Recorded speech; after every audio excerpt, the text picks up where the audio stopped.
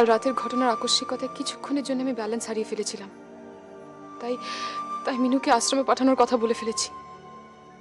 কিন্তু কিন্তু স্যান্ডি আমার চোখ খুলে দিয়েছে। আমরা কিন্তু মিনুকে আশ্রমে পাঠিয়ে আসলে ওর সাথে অন্যায় করব। তার চেয়ে বরং দিদিভাইকে সত্যি কথাটা বলে দিই আর ওনাকে রিকোয়েস্ট করি। তোমার দিদিভাই তোমার রিকোয়েস্টটাকেই তোমার দুর্বলতা ভেবে নিয়ে তোমাকেই ব্ল্যাকমেল করার চেষ্টা করবে। আমি মিনুকে কথা দিয়েছিলাম পাশে থাকবো, এটাই তো পাশে থাকার সময়। এই জঘন্য জীবন নিয়ে আমি কোথায় যাব? কোথায় যাব? কিচ্ছু হয়নি। কার কাছে যাব? আমার বন্ধু হবেন আপনি? বলুন। ওরা যা ভাবে ভাবুক, আমি মিনুকে আশ্রমে যেতে দেব না। আমি মিনুকে এই কষ্ট পেতে দেব না। তাহলে কি করব? কি করতে পারি আমি?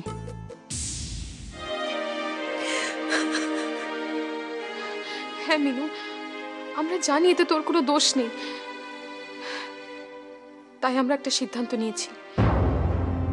অসংখ্য প্রশ্ন, অসংখ্য অপমানের চাপ তুই সহ্য করতে পারবি না, বলে দিলাম। কিন্তু তাছাড়া তোর সামনে তো সারা জীবন পড়ে আছে। Listen to me, you have to abort this child. Abortion করিয়ে নে। সেটা এখানে করা যাবে না। আর দিদি ভাইয়ের চোখ থেকেও তোকে বেশি দিন লুকিয়ে রাখা যাবে না। আর তুই তো জানিস, দিদি ভাই জানতে পারলে তোকে বাঁচতে দেবে না, তোর সব শেষ করে দেবে। তাই আমরা ঠিক করেছি তোকে এক জায়গায় নিয়ে যাব। সেখানে তোকে কয়েকদিন থাকতে হবে। আর তারপর আমরা... কোথায় নিয়ে যাবে আমায়? ডেভিড স্যারের আশ্রমে। তোমাদের সঙ্গে মানে? মানে আমার আর রাজুর সঙ্গে যাবে। তোমার আর রাজুর সঙ্গে? কোথায়? দিদি ভাই কনফার্ম না হওয়া পর্যন্ত বলা বারণ ছিল। না তানিয়াদি। আরে ভয় পাস না মিনু, দিদি ভাইকে বিশ্বাস করে এই কথাটা বলাই যায়। দিদি ভাই নিশ্চয়ই কাউকে বলবে না, কেন তাই না দিদি ভাই? হুম হুম হুম, তা তো বটেই। আমি আর কাকে বলবো?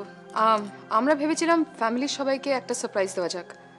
আমার বাবার তো প্রচুর চেনা জানা আছে, তাই বলে কয়ে মিনুর জন্য একটা নার্সিং এর ট্রেনিং এর ব্যবস্থা করেছিলাম। সেখানেই যাচ্ছি। ওখানে ওরা হস্টেল অ্যারেঞ্জমেন্ট করেছে, মিনু সেখানেই থাকবে। তা আজ ওরা একটা ইন্টারভিউ নিতে চাইছে। সেখানে যদি মিনু পাস করে যায় তাহলে মিনু আজ থেকেই হস্টেলে থেকে ট্রেনিং শুরু করে দিতে পারবে। তাই? কিরে তোর হলো না এখনো? সব বেরোতে হবে তো। তুমি এখনো রেডি হওনি? যাও। যাচ্ছি। রাজু, তুমি? তোমার সাথে একটু দরকারি কথা আছে। হ্যাঁ বলো। একটু এদিকে এসো।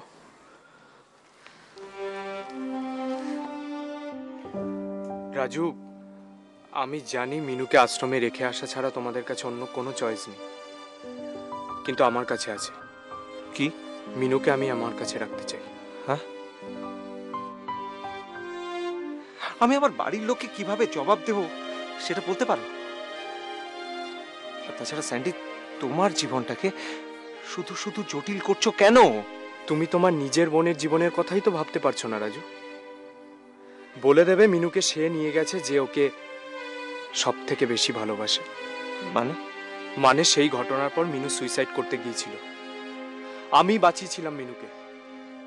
সুতরাং মিনুর জীবনের উপর তোমাদের যা অধিকার তার থেকে আমার বেশি অধিকার। আর আমি সেদিনই প্রতিজ্ঞা করেছিলাম আমি সারা জীবন মিনুর পাশে থাকবো। স্যান্ডি? হ্যাঁ রাজু, আমি মিনুকে ভালোবাসি।